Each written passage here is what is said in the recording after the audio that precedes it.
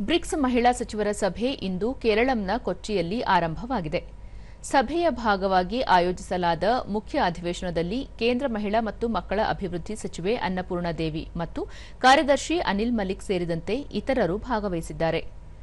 ಪ್ರಸ್ತುತ ಜಾಗತಿಕ ಪರಿಸ್ಥಿತಿಗಳ ನಡುವೆ ಭಾರತವು ಅನೇಕ ಸ್ಥಳಗಳಲ್ಲಿ ಮಹಿಳಾ ಹಕ್ಕುಗಳು ಮತ್ತು ಸಬಲೀಕರಣದಲ್ಲಿ ಸವಾಲುಗಳನ್ನು ಎದುರಿಸುತ್ತಿದ್ದು, ಅವುಗಳ ಕುರಿತು ಸಭೆಯಲ್ಲಿ ಚರ್ಚಿಸಲಾಗುತ್ತಿದೆ. ಸುಸ್ಥಿರ ಅಭಿವೃದ್ಧಿಯಲ್ಲಿ ಮಹಿಳೆಯರನ್ನು ನಿರ್ಣಾಯಕ ಅಂಶವೆಂದು ಗುರುತಿಸುವ ಬಗ್ಗೆ ಸಭೆಯು ನಿರ್ಣಯ ಮಂಡಿಸಲಿದೆ. ಮಹಿಳಾ ನಾಯಕತ್ವವನ್ನು ಉತ್ತೇಜಿಸುವುದು, ಆರ್ಥಿಕ ಅವಕಾಶಗಳನ್ನು ವಿಸ್ತರಿಸುವುದು, ಡಿಜಿಟಲ್ ಮತ್ತು ಆರ್ಥಿಕ ಸೇರ್ಪಡೆಯನ್ನು ಬಲಪಡಿಸುವ ಕುರಿತು ಉನ್ನತ ಮಟ್ಟದ ಸಂವಾದಕ್ಕೆ ಸಚಿವರ ಸಭೆ ವೇದಿಕೆಯಾಗಿ ಕಾರ್ಯನಿರ್ವಹಿಸಲಿದೆ. ಸಭೆಯ ಬಳಿಕ ಬ್ರಿಕ್ಸ್ ಶೃಂಗಸಭೆಗೆ ಸಂಬಂಧಿಸಿದಂತೆ ಪ್ರದರ್ಶನ ನಡೆಯಲಿದೆ.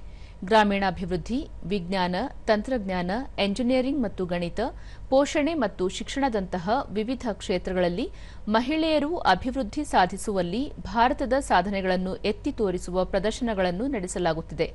ಕಾರ್ಯಕ್ರಮ ನಾಳೆ ಮುಕ್ತಾಯಗೊಳ್ಳಲಿದೆ.